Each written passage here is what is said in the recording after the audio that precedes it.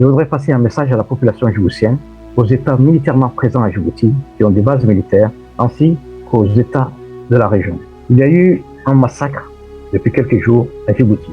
Ce n'est pas une population qui a massacré une autre population, c'est les forces de l'ordre, c'est la police qui a planifié ces massacres depuis des mois. Ça a été organisé dans le camp de la garde républicaine, mais dont l'exécution incombait à la police et notamment au chef de la police, Abdoulaye Abd.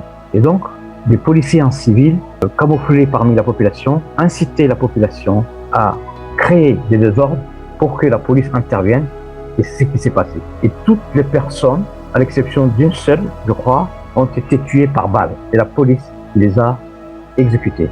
Donc, c'est un État qui tue. C'est un État qui assassine. Et donc, je disais tout à l'heure, cette tuerie a commencé dès le mois d'août 1977. On se rappelle que le regretté Ahmed Dini avait à l'époque démissionné parce que justement, il y avait eu ce massacre à Djibouti. Et donc, c'est depuis cette période que les massacres ont continué. C'est-à-dire, on traite les Afars un ennemi intérieur. Ça veut dire quoi? C'est un concept qui a été forgé lors de la guerre d'Algérie pour à l'époque mater les Algériens, pour réprimer. Et c'est ce qui s'est passé. C'est-à-dire, ils sont traités en ennemis intérieurs, c'est-à-dire on peut les massacrer, leur territoire est considéré comme un territoire ennemi, et c'est ce qui s'est passé depuis cette période. Alors, est-ce qu'il s'agit d'un État? Aujourd'hui, on peut dire que dans ce pays, il n'y a pas d'État, il y a un État failli. Et donc, on ne peut pas réformer un État. C'est la raison pour laquelle, tant que ce régime est là, tant que Ismaël Omar Guelleh est là, cette tuerie va continuer. C'est la raison pour laquelle aujourd'hui, à partir du moment où c'est un pays on ne peut pas réformer, étant donné que c'est une bande mafieuse,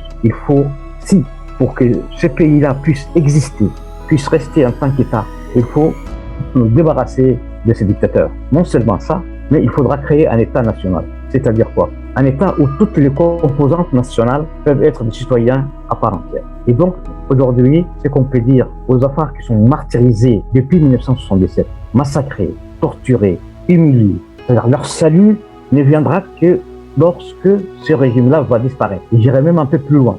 Le salut même de toute la population djiboutienne ne viendra que si ce pays-là est débarrassé de ce monsieur. Donc, ce que je veux dire par là, aujourd'hui, le message que nous transmettons à la population djiboutienne. Aujourd'hui, les massacres des Afars doivent interpeller tout le monde. Les Gadaboursi, les Arabes, les Issak, les Darod, même les Issa. Parce que, en tuant aujourd'hui les Afars, on est en train de tuer l'État de Djibouti. C'est la raison pour laquelle nous disons qu'il faut un État national à Djibouti pour s'en sortir. Un État national où toutes les composantes auront les mêmes droits. Et je dis particulièrement aux Gadaboursi, aux Issak, aux Arabes, aux Darod, ils sont égaux de tout le monde. Ils ont le droit comme tous les autres. Et c'est ce que nous voulons si jamais on arrive à nous débarrasser de ces pouvoirs. Nous voulons créer comme État national.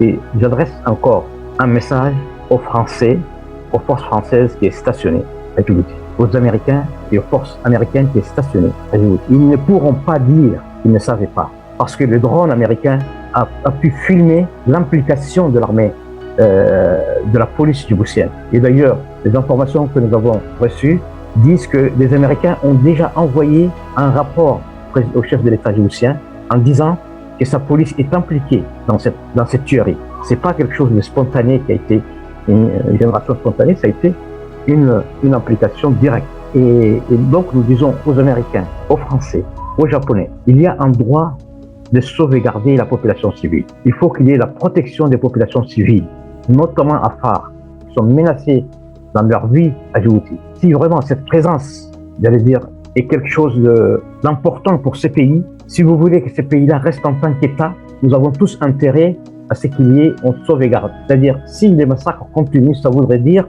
que ce pays-là, l'existence même de ce pays peut être remise en cause. C'est la raison pour laquelle nous avons tous intérêt, la population djiboutienne, dans tous ses composants, les pays militairement présents dans ce pays, à sauvegarder. Comment en sauvegarder? C'est en protégeant les civils, la population civile, notamment Afars. Je vous remercie pour votre